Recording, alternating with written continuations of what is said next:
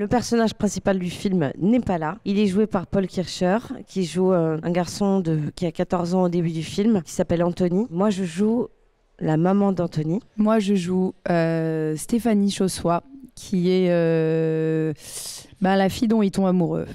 Et pour ma part, je joue Assine, qui est pas trop l'ennemi de Anthony, mais quand même un peu. Comme j'aime bien dire, c'est les deux faces d'une même pièce. J'avais lu le livre pas longtemps après sa sortie, un été. Je l'avais dévoré en quelques jours sur la plage.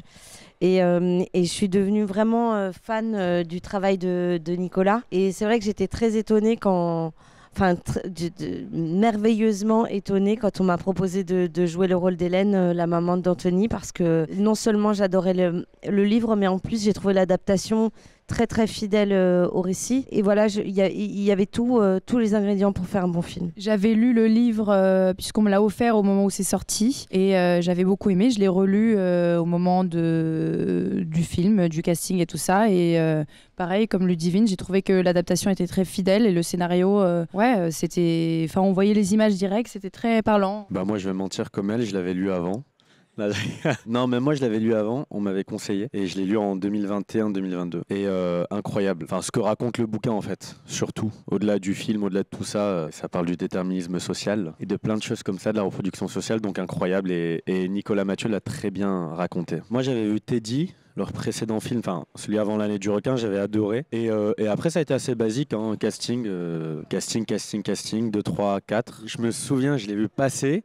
Mais je savais pas que ça allait être elle, ni que ça allait être moi. On passait avec plusieurs personnes à ce moment-là, au bout de 3 fois je crois, en groupes différents Assine, différents Anthony, différents Stéphane. Et voilà, hein, assez simplement. Et après, une fois qu'on a été validé, on a passé un peu plus de temps avec les réals. Enfin, en tout cas moi. Moi j'ai eu la chance de ne pas passer de casting. Ils m'ont proposé le rôle. J'ai un peu plus d'expérience que vous. Je pense que ça doit jouer. Mais par contre, il y avait une lecture avec Paul Kircher qui était prévue, donc avec Ludovic et Zoran. Et c'était une lecture qui était assez déterminante pour eux, pour voir si ça fonctionnait, si la relation mère-fils allait fonctionner. J'étais assez quand même intimidée.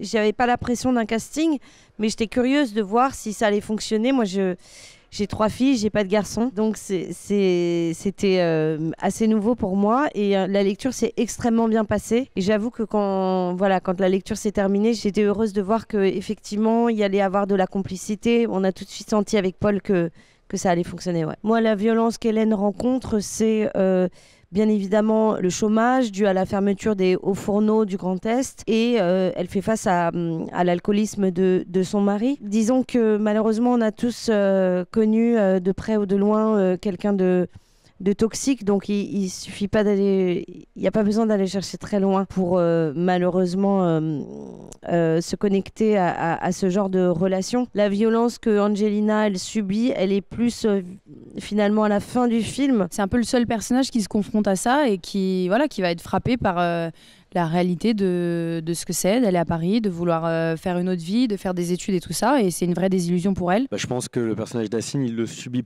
de façon un peu plus violente même qu'Anthony par rapport à ses origines et l'endroit où il grandit. Après, au fil du temps, il se rend compte qu'ils subissent la même violence, et même Stéphanie, qui à l'endroit des Yanges, où là où elle a grandi, elle est assez supérieure. Une fois qu'elle s'éloigne, elle se retrouve de nouveau confrontée à cette violence-là de la même façon que les autres l'étaient, et c'est un truc de violence sociale en fait qui se fait sans contrainte, sans violence physique. Après, mon personnage, il l'exprime de façon un peu plus...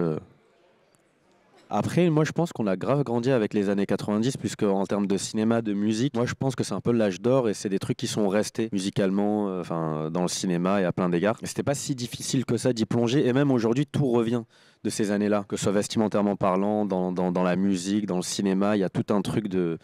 c'est le cercle, hein, comme de la mode. Et après, comme elle a dit Vivienne tout à l'heure, tout était tellement bien écrit, précisé, pareil dans les décors, dans les costumes. Moi, à mon égard, c'était surtout dans la diction. Faire attention, sonner un peu plus juste, pas trop urbain et actuel. En fait, c'était surtout essayer de plutôt se plonger dans ce que c'est d'avoir 15 ans et d'avoir des rêves, découvrir le désir, découvrir tout ça. Et peut-être ce qu'il y a de très différent avec notre époque d'aujourd'hui, c'est qu'il n'y a pas de téléphone, donc forcément c'est un rapport différent aux choses, à la rencontre, au dialogue. Forcément, il y a plus d'enjeux dans tout. Quand il n'y a pas de réseaux sociaux, il n'y a pas de tout ça. Donc forcément, pour aller voir la fille, il faut voler la moto de son père. Voilà. C'était, je pense, le point selon moi, qui était le plus différent de notre époque. Mais finalement, c'est une histoire de vie assez commune, je pense, à tous, le début de la vie, quoi. Oui, moi j'ai été très émue par cette reconstitution parce que les frères Boukerma ont vraiment un sens du détail qui est très aiguisé. Donc dès qu'on rentrait dans une pièce, que ce soit les condiments dans la cuisine ou les jeux vidéo ou les posters au mur, etc., tout était absolument reconstitué à la lettre. Donc je retrouvais ça. Donc ça m'a effectivement replongé dans une période de ma vie qui